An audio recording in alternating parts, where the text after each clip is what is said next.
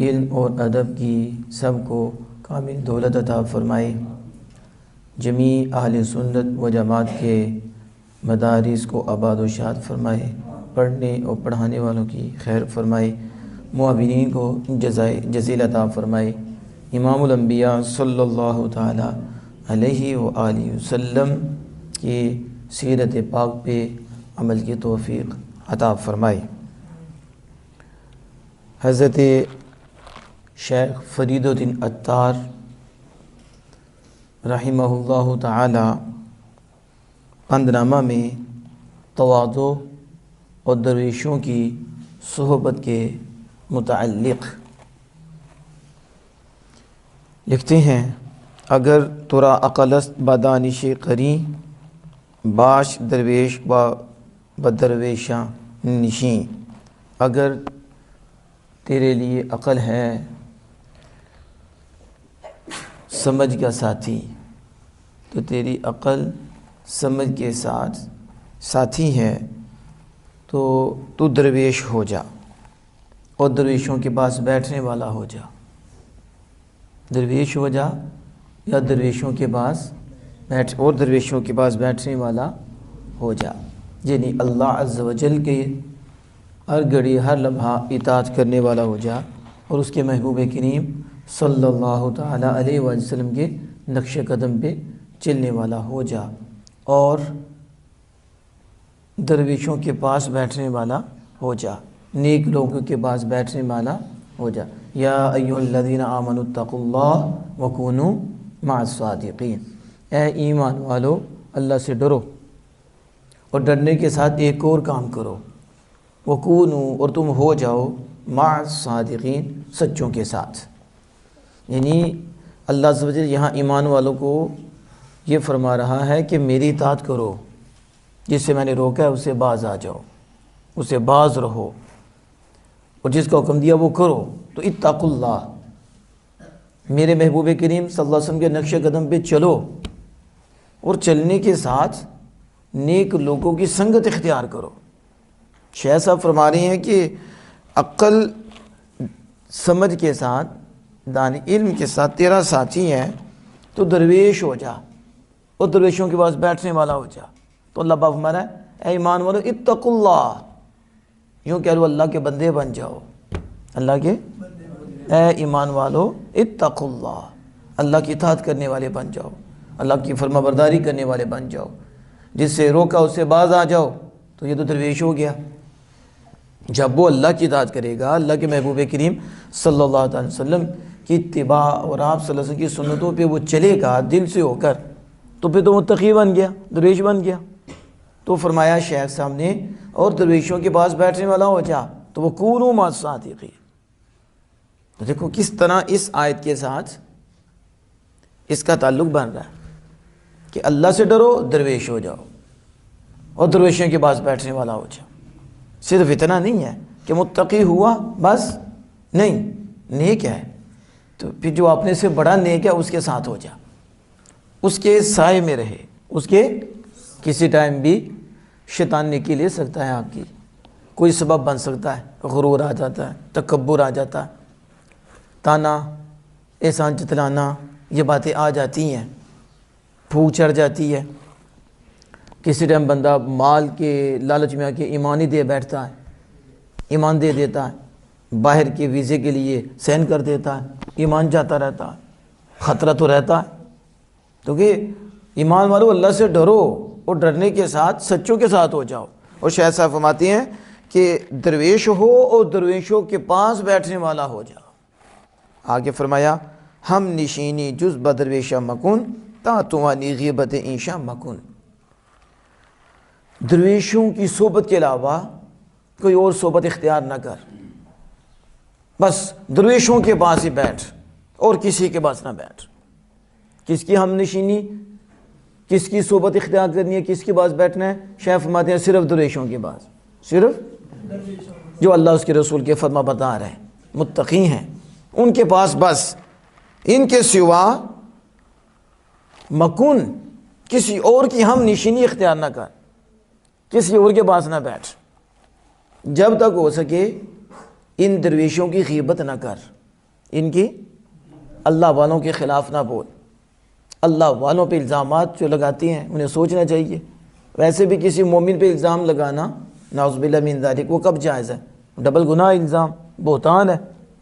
اور جو آج چل رہا ہے، جنہیں ڈر کوئی نہیں، خوف کوئی نہیں، تو وہ ایسے کرتے ہیں، لیکن کتنی دیر؟ پھر مرنے کے بعد روئیں گے، بلکہ مرنے سے پہلے ہی سمجھ آ جاتا ہے جب موت آنے لگتی ہے کہ جو کام کیے ہیں آپ آگے وہ بھگتنے پڑیں گے۔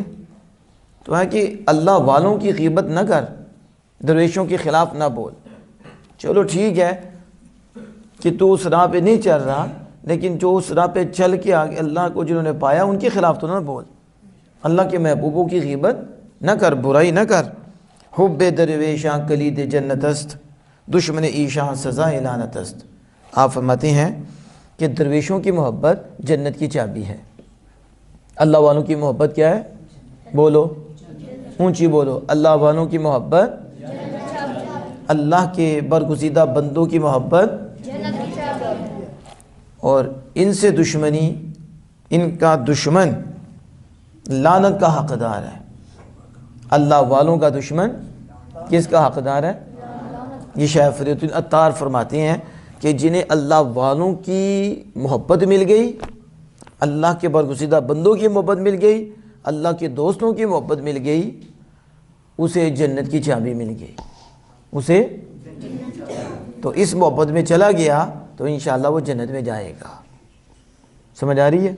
اور جو ان سے دشمنی کرتا ہے اس پہ لعنت برستی ہے، وہ لعنت کا حقدار ہو جاتا ہے۔ تو جو لکھ رہے ہیں کہ درویشوں کی محبت جنت کی چابی ہے، درویشوں کی دشمنی جہنم کی حقدار بنا دیتی ہے، تو جو رسول اکرم صلی اللہ علیہ وسلم پہ بولیں، اللہ پہ بولیں، تو ان کا کیا حال ہوگا؟ سمجھ آ رہی ہے؟ تو دوستی کرنی ہے تو اللہ کے نیک بندوں سے کرنی ہے، اللہ کے پیاروں سے کرنی ہے۔ وہ بیٹھنا بھی کن کے پاس ہے؟ اللہ کے پیارے بندوں کے پاس، نیک بندوں کے پاس، کیونکہ صحبت سے بندہ بگڑتا ہے اور صحبت سے بندہ سنورتا ہے۔ اچھی صحبت اچھا، بری صحبت برا۔ اب دیکھو نا کہ گندگی کا ڈھیر ہو تو چیز ڈال دو تو اس میں کوئی خوشبو تو نہیں آنی نا، اس کے پاس کوئی چیز رکھ دو تو اس میں خوشبو تو نہیں آنی، اس میں بو ہی آئے گی۔ حالانکہ چیز بدبودار نہیں تھی، بو والی نہیں تھی، لیکن اس کا تعلق اور معیت اسے مل گئی کس کی؟ گندگی کی، اس لیے اب اسے بو آ رہی ہے۔ اسی طرح یہ چھپڑ، یہ گندے پانی میں صاف پانی ڈال دو تو اس کا ساتھ رکھ دو تو کیا حال ہوگا؟ اس میں بو آنے لگے گی، اور اس کی جو پاکی کی جو صفت ہوگی وہ بھی چلی جائے گی۔ کیا وہ پاک کرنے والی بھی نہیں ہوگی، بلکہ وہ مل کے پلیت ہو جائے گی۔ کیا ہو جائے گی؟ کوئلہ جب کسی سے کوئلے کے ساتھ کوئی بیٹھتا ہے تو کالا ہی ہو جاتا، کوئلے کی صحبت میں تو کالا ہی ہونا ہے، اور آگ کی صحبت میں جلنا ہی ہے۔ تو اگر وہ یاروں کی صحبت میں بیٹھ جائے گا، نیکوں کی صحبت میں بیٹھ جائے گا تو خوشبو آئے گی، اس میں والدین کے ادب کی خوشبو آئے گی، بڑوں کے ادب کی خوشبو آئے گی۔ وہ جو حسین بڑی اونچی ہیں کہ اللہ کے محبوب کریم صلی اللہ علیہ وسلم کے اہل بیت اصحاب رسول، یہ تو بڑے اونچی ہیں، وہ تو والدین کے پاؤں چومے گا، وہ والدین کے ہاتھ چومے گا، اساتذہ کی عزت کرے گا، احترام کرے گا، بڑوں کا ادب کرے گا۔ کیوں؟ کیونکہ اسے ملی ہے نیک لوگوں کی صحبت۔ تو کالوں کے پاس جب بندہ بیٹھتا ہے تو کالا ہو جاتا ہے، اور جب اجالوں والوں کے پاس بیٹھتا ہے تو اجالے والا ہو جاتا ہے، جب خوشبو والوں کے پاس بیٹھتا ہے تو خوشبودار ہو جاتا ہے۔ اس لیے میاں صاحب نے اس حدیث پاک کا اپنی زبان میں یوں ترجمہ کیا تھا، نیکاں بندیاں دی صحبت جویں دکان اتاراں، نیکاں بندیاں دی صحبت جویں دکان اتاراں، سودا پاویں لئیے یا نہ لئیے، یا سودا مول لئیے یا نہ لئیے ہو لے آن ہزاراں، سودا پاویں مول لئیے یا نہ لئیے ہو لے آن ہزاراں۔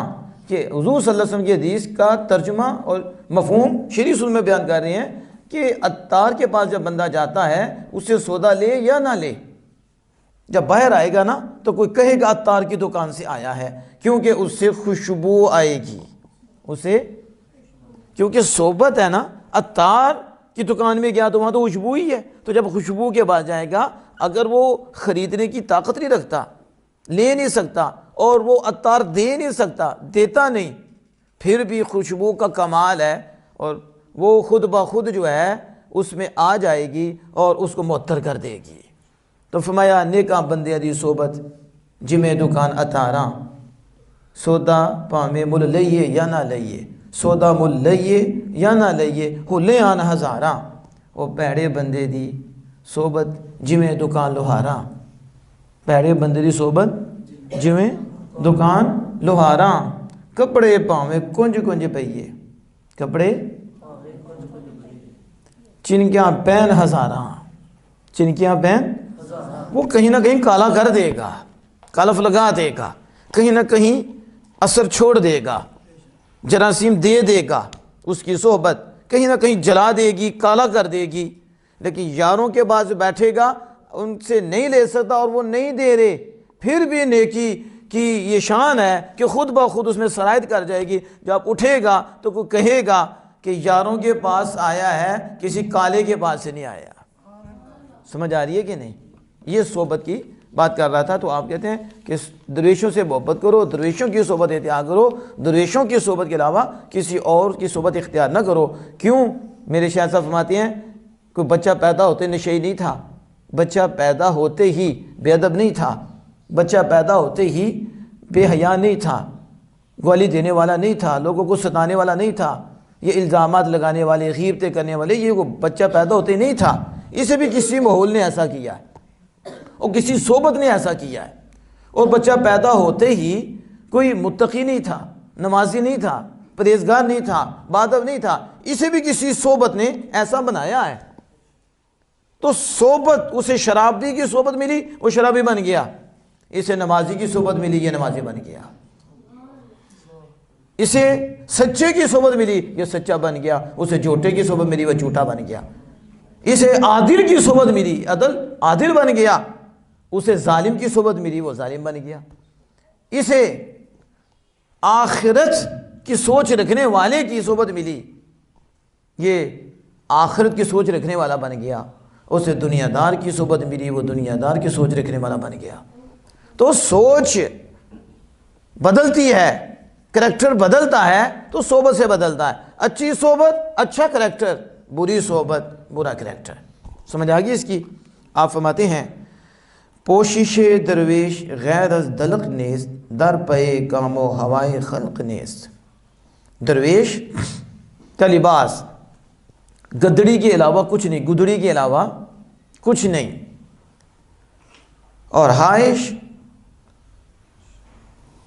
اور مقصد کے پیچھے، مخلوق کی مقصد کے پیچھے اس کا کوئی کام نہیں، وہ مخلوق کے لیے کچھ نہیں کرتا، اس کے لیے مخلوق کے لیے اور اپنی خواہش کے لیے، اپنی خواہش کے پہ در پہ نہیں ہوتا درویش کہ مخلوق کے ہاں عزت مل جائے، مخلوق کے ہاں مقام مل جائے، میرے ہاتھ چومے، میرے پاؤں چومے، میں جھوٹ بولوں، فراڈ کروں ان کے لیے، ٹھیک ہے؟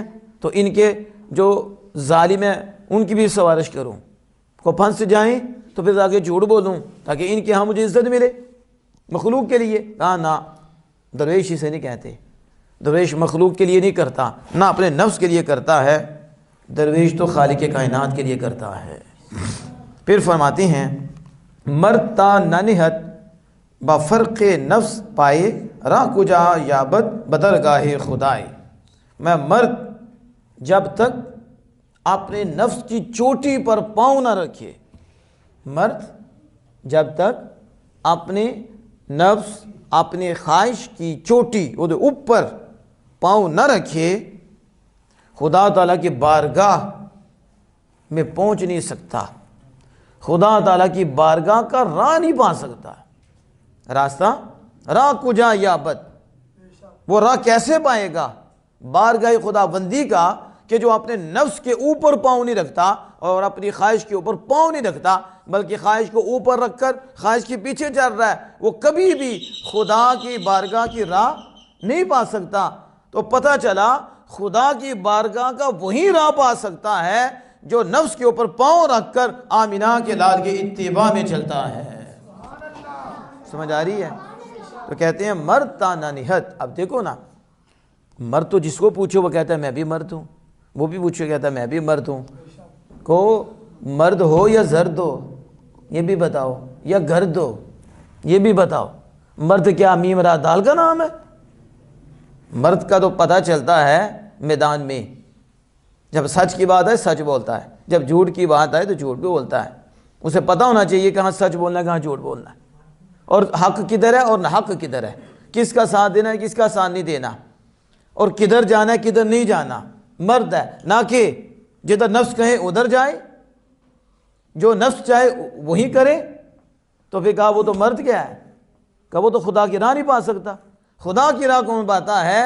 فرمایا وہ جو نفس کی چوٹی پہ پاؤں رکھتا ہے، پھر نفس کہتا ہے یہ کرو، وہ کہتے ہیں پیچھے یہ نہیں، وہ کرنا ہے جو خالق کائنات فرما رہا ہے۔ تو مرد جب تک اپنے نفس کے پاؤں پہ، نفس کے سر پہ پاؤں نہ رکھے اور اس کی چوٹی پہ قدم نہ رکھے، وہ خدا کی راہ نہیں پا سکتا۔ داتا صاحب رحمۃ اللہ علیہ کشف المجوع میں لکھا، جس کا مفہوم تھا ایک شخص ہوا میں اڑا تھا، اس میں ہوا میں اڑا تھا، تو اسے پوچھا تو ہوا میں کیسے اڑا ہے، یہ مقام کیسے پا لیا؟ اس نے کہا نفس پہ ہوا پہ پاؤں رکھا اور ہوا پہ اڑ پڑا۔ ایک ہوا کا معنی ہے خواہش، ایک ہوا کا معنی ہے یہ جو ہم ہوا ہے یہ، تو کہا میں نے خواہش پہ پاؤں رکھا، تو ایک پاؤں خواہش کے رکھا، اس کے بعد میں اڑ پڑا، اللہ نے یہ مقام دے دیا۔ یہ کہنا بڑا آسان ہے، کرنا بڑا مشکل ہے۔ اس نفس کے بڑے داؤ پیچ ہیں، فراڈ ہیں، اس کے دھوکے ہیں، اللہ پاک بچائے نفس کی آفات سے۔ لیکن صوفیہ نے اس کو پہچانا ہے اور پھر اس کے خلاف چلے ہیں۔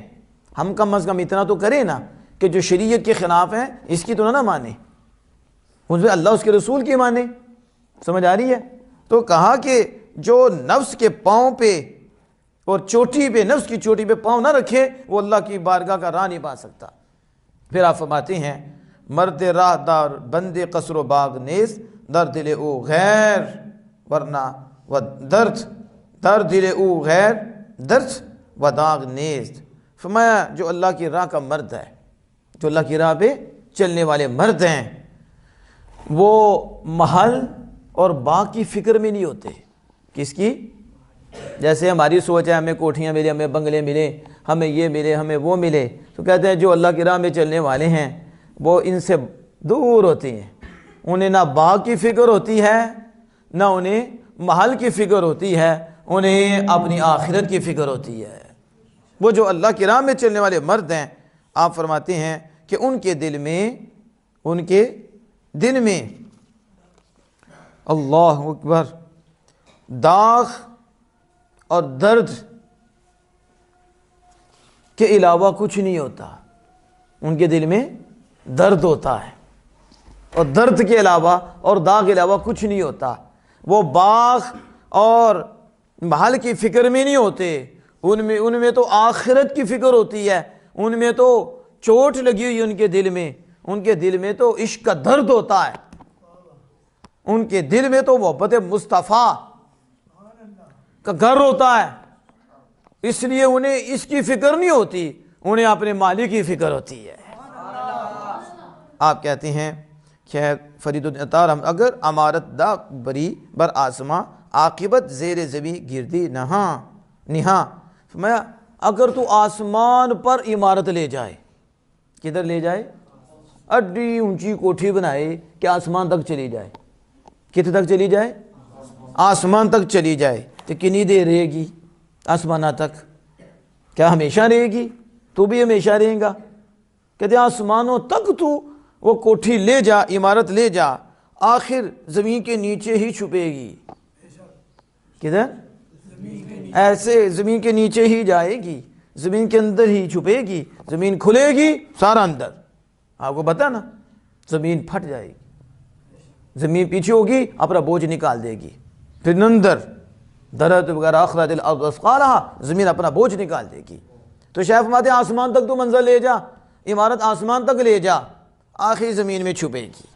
آخر تو جس کا انجام یہ ہے اس نے زمین میں چھپنا ہے، تو اس نے جو چھپنا ہے تو پہلے ہی فکر کر لے کہ یہ میرے لیے نہیں ہے، یہ ختم ہونے کے لیے ہے، میں تو اللہ کے لیے ہوں، جتنی ضرورت ہے اتنا کر لوں، باقی اللہ کی یاد میں وقت گزار دوں، مگر اس کی ہوس اور ہرس میں نہ پڑوں، کیونکہ آخر اس نے ختم ہی ہونا ہے۔ اگر چوں رستم شوکت و زورت بوت، جائے چوں بہرام در گورت بوت۔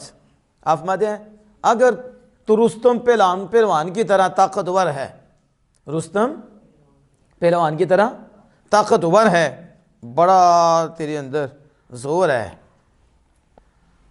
بہرام کی طرح قبر میں تیری جگہ ہوگی۔ بہرام یہ نشویروا کا وزیر تھا، کہ جیسے اس کی قبر بنی وہ بھی نہ رہا، تم بھی نہیں رہیں گے، کہاں طاقت جائے گی تمہاری، کہاں زور جائے گا، زمین کھا جائے گی۔ زمین آج اپنی طاقت کے نشے میں تو ظلم کرے، تو زیادتی کرے، رب کے خلاف چلے، رب کے بندوں کو تکلیف دے، اللہ عز و جل کی نافرمانیاں، مخلوق پریشان، اور تو اپنا زور استعمال کرے، اپنی طاقت استعمال کرے۔ کہا ٹھیک ہے رستم کی طرح بڑا طاقتور ہے، تو پچھاڑ دے گا، تو گرا دے گا، لیکن ایک دن تو گرے گا، پھر تو قبر میں جائے گا بہرام کی طرح، پھر پچھتائے گا، پھر کہاں تیری طاقت جائے گی، کہاں تیرا زور جائے گا۔ آج اس زور کو روک لے اور اللہ کی اطاعت میں اپنے آپ کو گرا دے، پھر مرنے کے بعد گرے گا نہیں بلکہ بلند ہو جائے گا۔ احمد اے پسر ز آخرت غافل مباش، اے بیٹے آخرت سے غافل نہ ہو، اے بیٹے آخرت سے، کیونکہ تو نے مرنا ہے، تو نے یہاں نہیں رہنا۔ تکلیفیں تو آتی ہیں، پریشانیاں تو آتی ہیں، یہ دنیا ہے، یہ دنیا عبرت گاہ ہے، تماشے کی جگہ نہیں ہے۔ یہ کیا ہے؟ یہ عبرت گاہ ہے، تماشے کی جگہ نہیں ہے، کہ عبرت اس سے پکڑو کہ بیٹے مرنا ہے تم نے، آخر فکر کر، آخرت سے غافل نہ ہونا۔ جو آخرت سے غافل ہوتا ہے وہی شوتر بے مہار ہوتا ہے، اسے مرنا ہی نہیں، پتہ ہی نہیں، رب کی طرف فکر توجہ ہی نہیں، وہ گناہ پہ گناہ کرے گا، مخلوق کو بھی ستائے گا، تکلیفیں بھی دے گا، گھر والے بھی پریشان، باہر والے بھی پریشان، پتہ نہیں پھر کتنوں کے دل جلائے گا، کتنوں کو پریشان کرے گا اور اپنی تباہی کر لے گا، کیونکہ آخرت سے غافل ہے۔ تو کہا بیٹے آخرت سے غافل نہ ہونا، اے بیٹے آخرت سے، کیونکہ آپ نے یہاں رہنا نہیں ہے، آپ نے اور آگے جانا ہے، اور پھر سوالات بھی ہوں گے، جزائیں سزائیں بھی ہیں، تو آخرت سے غافل نہ رہنا۔ با متائیں جہاں خوش دل مباش، اس جہاں کا جو سامان ہے نا اس سے خوش نہ ہو، اس سے یعنی یہ دیکھتے ہیں آج میرے پاس بڑا مال ہے، بڑی دولت ہے، بہت کچھ ہے، یہ بھی ہے، یہ بھی ہے، میں تو اپنی خواہشیں پوری کر لیتا ہوں۔ کہا اس جہاں کے ساز و سامان پہ خوش نہ ہو، اس جہاں کے، کیوں؟ اس نے ادھر ہی رہ جانا ہے اور تم نے آگے چلے جانا ہے، تم نے تو آگے کی جو دولت ہے اس پہ خوش ہو، اس پہ حلال کما، حلال میں رہ، حرام سے بچ، سود خوری، رشوت وغیرہ سے بچ، تو پھر آگے دیکھ تیرے لیے کیا کچھ ہے۔ تو اس جہاں کے مال و متاع پہ خوش نہ ہو۔ کیسا بندہ خوش ہوگا؟ آج ہی اس کے پاس عقل ہے ہی نہیں، تو اس پہ خوش ہونا ہے جو ایسے ختم ہو جائے گی، اس پہ خوش ہو جو ختم ہی نہیں ہوگی، وہ ہے اللہ کی بارگاہ، پاک بارگاہ سے ثواب اور اجر، وہ ہے آخر کی نعمتیں، وہ ہے جنت کی دائمی نعمتیں، کہ جو کبھی بھی ختم ہونے والی نہیں ہے۔ آپ فرماتے ہیں در بلیات جہاں صبار باش، گاہے نعمت شاکر جبار باش۔ آپ فرماتے ہیں مصیبتوں کے وقت جب تم پہ مصیبتیں آ جائیں، تم پہ آزمائش آ جائے، تم پہ آزمائش آ جائے، تو پھر صابر رہ، بہت صبر کرنے والا ہو جا، بہت جہاں کی تکلیفوں میں بہت صابر ہو، بہت صبر کرنے والا ہو۔ بہت تکلیف آ گئی ہے تو اللہ کی طرف توجہ کر، مالک کی ہاں عرض کر، اسباب اختیار کر، لیکن اللہ کی اس وقت نہ شکری نہ کر، اور اس وقت گلے شکوے نہ کر، گلے شکوے نہ کر، کوئی ایسے بات کہہ کر اپنے ایمان سے خارج نہ ہو جا، پھر اگر کسی کو تکلیفیں بھی نہ دے، بلکہ کہہ کہ یہ اللہ کی طرف سے آئی ہے، تو اللہ کی طرف سے آئی ہے، میرے مالک نے دور کرنی ہے، تو اس کے جو ذرائع اور اسباب ہے اس کو اختیار کر، لیکن اللہ کی طرف توجہ بھی نہیں ہٹانی اور بے صبری بھی نہیں کرنی۔ تو بلیات جہاں میں، جہاں کی مصیبتوں میں صابر ہے، اور فرمایا نعمت کے وقت شاکر جبار باش، اور نعمت کے وقت خالق کائنات کا شکر ادا کرنے والا ہو جا، کہ جب تمہیں نعمت ملے تو توجہ نعمت دینے والے کی طرف ہی ہو، یہ نہیں کہ نعمت ملے اور تم جو ہے نا شکرے ہو جاؤ اور جس نے نعمت دی ہے اور اس کے خلاف چلنے لگ جاؤ، میں نہیں، جب تکلیف آئے پھر بھی اللہ کی طرف توجہ رکھ کہ اللہ کی طرف آئی ہے، صبر کرنے والا ہو جا، اور جب تجھے نعمت ملے تو پھر بھی اللہ کی طرف توجہ کر کہ یہ نعمت اللہ کی طرف سے آئی ہے، تو جس کی طرف سے آئی ہے اس کے آگے گردن اور چکا دے اور اس کا شکر گزار بندہ بن جا۔ سمجھ آ گئی؟ تو یہ دونوں چیزیں چلتی ہیں، کہیں آزمائش آتی ہے، تکلیف آتی ہے، اور کہیں نعمت ملتی ہے، کبھی ایک وقت میں دونوں ہی مل جاتی ہیں، تکلیف بھی ہوتی ہے، نعمت بھی ہوتی ہے، تو دونوں وقت میں وہ صابر بھی رہتا ہے، شاکر بھی رہتا ہے کہ یہ تکلیف بھی اللہ کی طرف سے آئی ہے تو میرا مالک ہی دور کرے گا، میرا مالک ہی مہربانی فرمائے گا، لیکن کچھ دے کر جائے گا، اور کہ کسی مخلوق نے ستایا تو وہ اپنا بیڑا غرق کر رہا ہے، لیکن میرا تو فائدہ ہے، مالک کی طرف سے ہے، تو پھر میں مالک کے فیصلے پہ راضی ہوں، اور جب نعمت آتی ہے تو یہ میرے مالک کی طرف سے ہے، شکر ادا کرے اور اللہ کے حضور اور گردن چکائے، اور اگر کمیاں ہیں تو اس کمیوں کو دور فرما کر اللہ کے حضور گردن چکا کے بتائے کہ میں اس کا بندہ ہوں، اس نے مجھے نعمت دی ہے اور میں اس کی نعمت پہ اس کا شکر ادا کرنے والا ہوں۔ اللہ جل وعلا سے دعائیں کہ اپنے محبوب کریم صلی اللہ علیہ وسلم کے صدقے سے عمل کی توفیق عطا فرمائے۔